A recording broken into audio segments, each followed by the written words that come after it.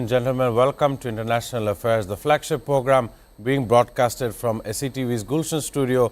Today, there is a turn of events. As I await my studio guest and my Zoom connections, I will give you all some of the briefing from the international world spectrum, as well as whatever that is important to us common Bangladeshis who are living here in Bangladesh. First off, I want to talk about Iran. Is of course pushing back against the U.S. and Israeli claims about its nuclear and missile program. Of course, they are trying to create some kind of understanding. Today is of course the third round of talks in Geneva, which will determine the coming days, as well as Cuban authorities naming several individuals they said were involved in a foiled armed infiltration attempt with a Florida-registered speedboat intercepted off the country's northern coast, and preparations for the Ukraine-U.S. talks as well in Geneva, following a call between the two leaders, Ukrainian President Volodymyr Zelensky and U.S. President Donald Trump. We know earlier on this week we've heard about General Dan Kane, who is of course in charge of this Middle Eastern operation. We are understanding it's more or less a theater. No escalation has been reported as of yet. However, 3 rounds of talks is very important. In the studio, we will have Professor Abdullah Al-Mamoun, who is yet to be joined us with us today in the studio. We are awaiting his arrival. While from District of Columbia, Washington, we have Norman Floyd Barnes.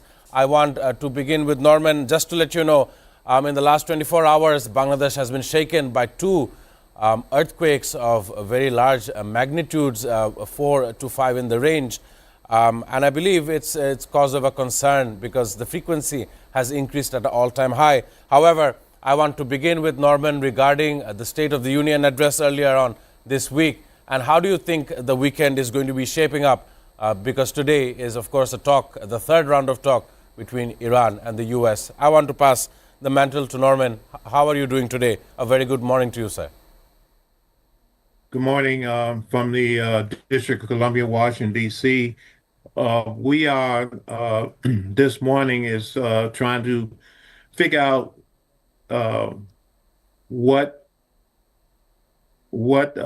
meaningful outcomes will come after the president spoke to the nation the other day, and what actions the government is prepared to take regarding the issue with Iran. Right now, the military is waiting for instructions on what's going on while the negotiations continue to talk. The conversation is now shifting from nuclear weapon enrichment to ballistic missiles. And the issue, actually, let me tell you, the issue is that there's a connection between Venezuela and Iran, and that information is coming out in bits and pieces. But there's a strong connection on what happened in Venezuela and the connection, we call it the ghost fleet, the shadow fleet that Russia and other countries are utilizing to bring oil from Iran to Venezuela and vice versa. I can tell you that Venezuelan oil is very, very rich, very thick, almost like sludge. And the oil in the Middle East is more of mid-grade. So basically, combining them two will make the oil flow more fluid.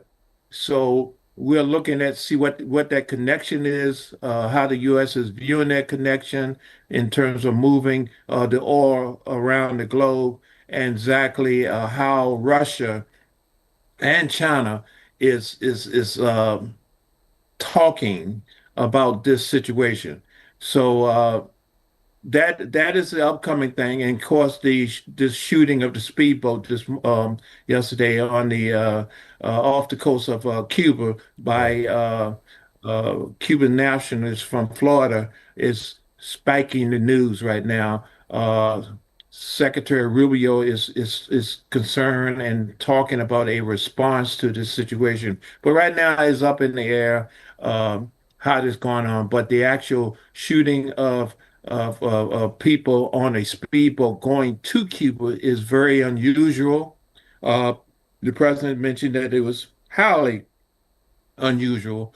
So the content of this is they're talking using the word terrorism, terrorist groups or whatever. So the context of this is still up in the air. So this is an upcoming story, how it's going on, and at the same time, former President Clinton and Hillary Clinton are scheduled to talk today, testify today on the Hill regarding the Epstein files and their involvement.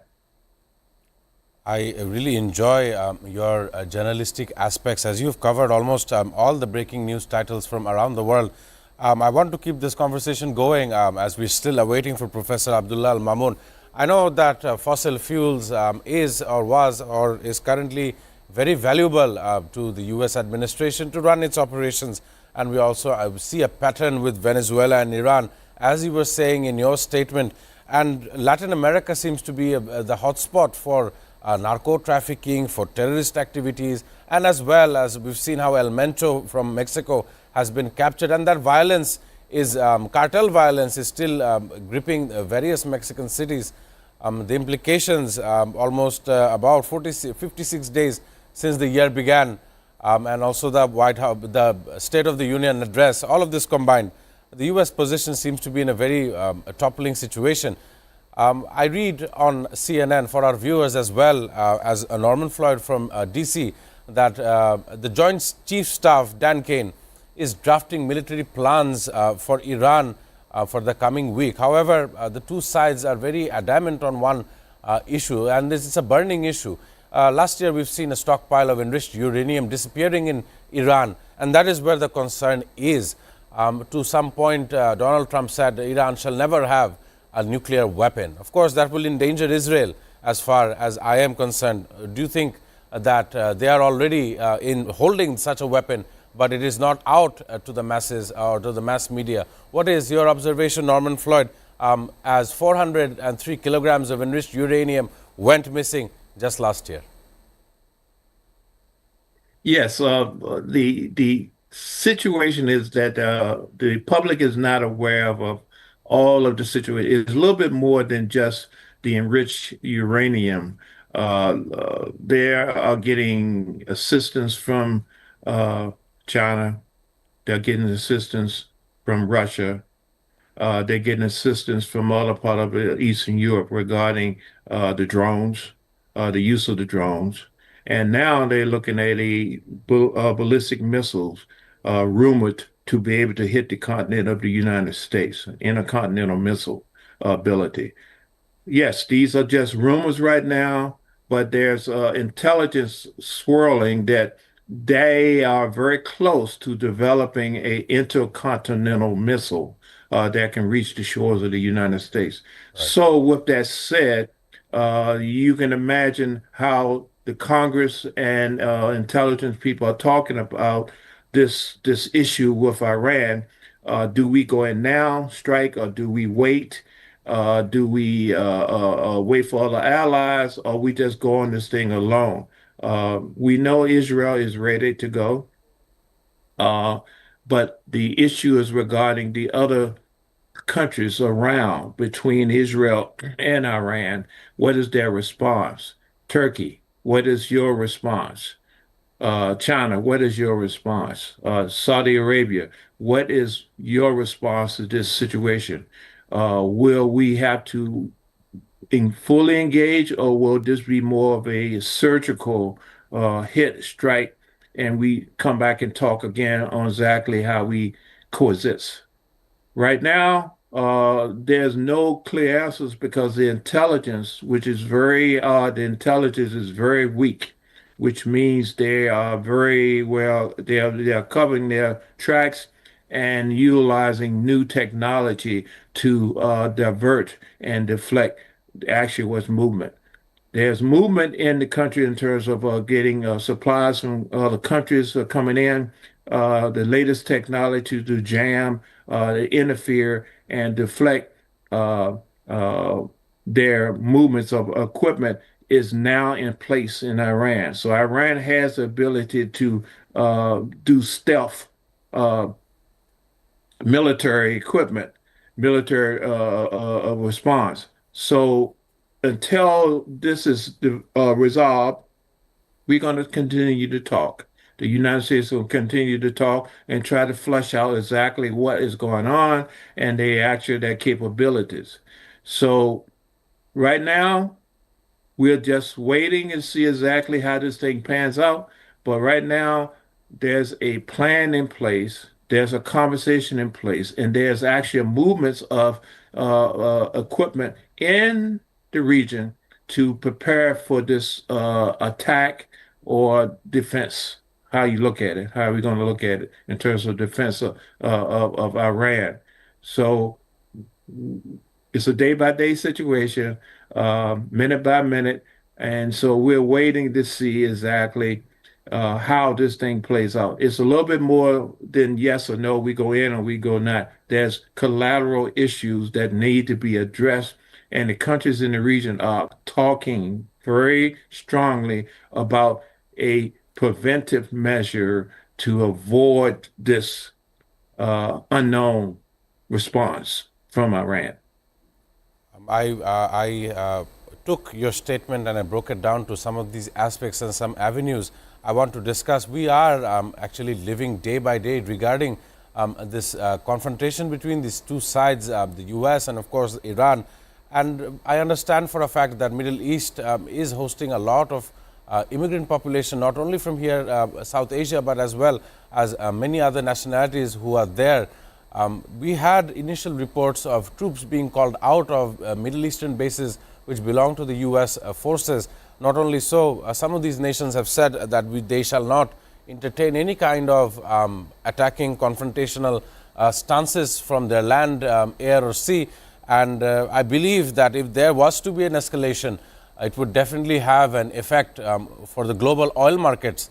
I want to understand, do you think that because of Strait of Hormuz as well as this overall confrontational behavior and temperature, do you think the world markets shall be affected?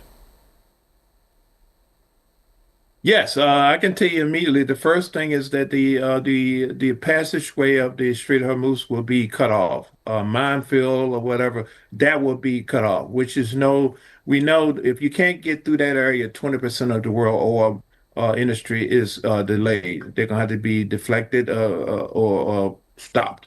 So that will have a tremendous effect on how things are happening in the world. So everybody's trying to avoid this situation because it affects the entire world, not just the region, not just Iran. Everybody, every country has a stake in this. The insurance rates will go up. The time will go up. The cost of oil, the cost of doing business will be affected because of this conflict, this war, this whatever you want to call it, the response, how we deal with that. So one thing is guaranteed: once there is a initiation of activity, military action, the first area is the Strait of Hormuz will be shut off. So we can prepare for that. So how the other countries take that, I don't know. But I'm going to tell you that people do not like to lose money. Countries are not in a situation to be able to absorb this type of shock, this type of war. So Iran itself is using leverage to deal with this situation with the United States and Israel. Of course, I want to also thank you for this brilliant observation that we're doing here throughout Zoom and on this platform on international affairs. Ladies and gentlemen, it's time to take a break, but after the break, there is a much more interesting topics that we'll talk about. To stay with us.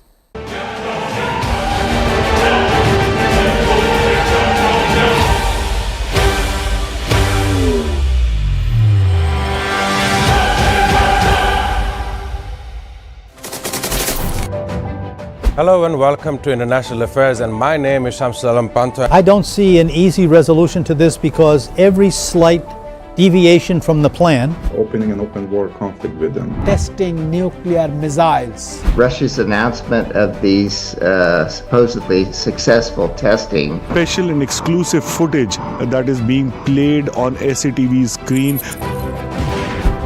Really coming to terms with Hamas. Damage estimated between this entire issue. President Trump is expected to hold bilateral talks. Preserving biodiversity and tackling climate change. We cannot protect the planet before we negotiate peace. Where is it going? Is it understanding the needs of its people before the needs of this global world? For China to come to agreement, They will face better projects. With President Xi of China and President Lee of South Korea. Trump's White House that is in favor of these things. simply not enough action being taken to address the problem of fossil fuels. What their plan initially is towards the Caribbean, a place that has been met with two types of disasters. Bangladeshi students at the same level of opportunity internationally and domestically. International Affairs. Watch every Sunday to Thursday at 2 p.m. only on SATV and SATV Digital. Hello and welcome to International Affairs, and my name is Shamsul Alam Pantha. I don't see an easy resolution to this because every slight deviation from the plan, Opening an open war conflict with them. Testing nuclear missiles. Russia's announcement of these supposedly successful testing. Special and exclusive footage that is being played on SATV screen. really coming to terms with Hamas. Damage estimated between this entire issue. President Trump is expected to hold bilateral talks. Preserving biodiversity and tackling climate change. We cannot protect the planet before we negotiate peace. Where is it going? Is it understanding the needs of its people before the needs of this global world? For China to come to agreement, They will.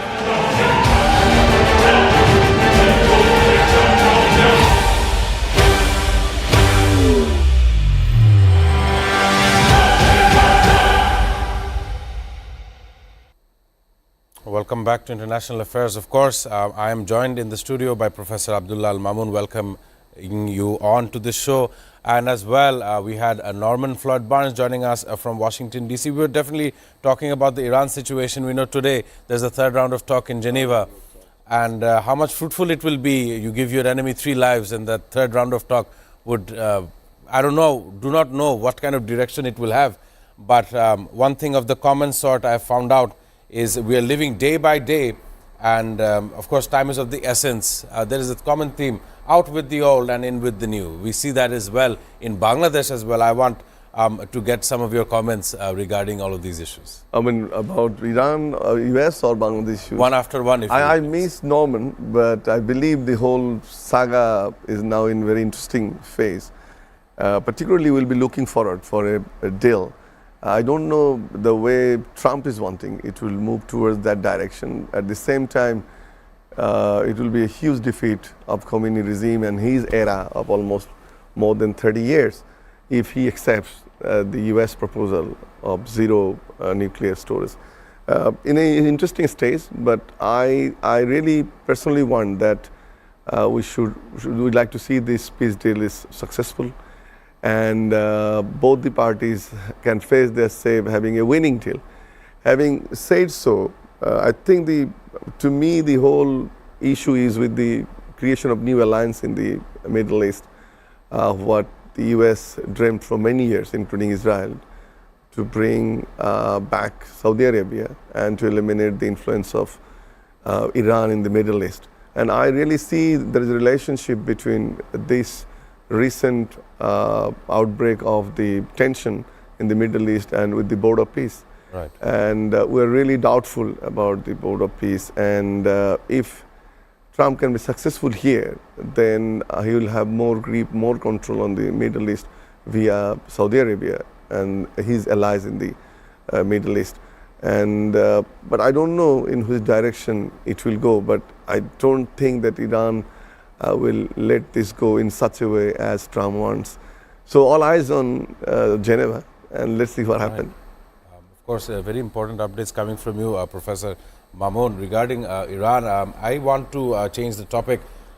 As I was talking about the theme, out with the old and in with the new. That is the statement that is very important for even our nation, Bangladesh. We know that today there is a Ekushe Padak celebration and award-winning, award-giving ceremony being held in Bangladesh today. Ago, right? Just a moment ago, it was being held. I want to get a comment from Norman before I can come back in the studio. This is a very new government here in Bangladesh. Just a few comments that I want to pass on to you. Many changes are happening in positions of power, and one such that has happened yesterday. The Bangladesh Bank governor is being transitioned. There is a new governor designate who is coming in. All of this is causing an uproar on social media. I know the optimism is real. I want your comments regarding Bangladesh and how we should fare with this transitional time. More from Norman. Yes, yes. This period of time should be looking at a period of enlightenment, empowerment, and basically the voice of the people should be heard. The election was a tremendous movement towards the future. However, now it's time to do something. Okay, we have a new government, we have people in place, we have impact.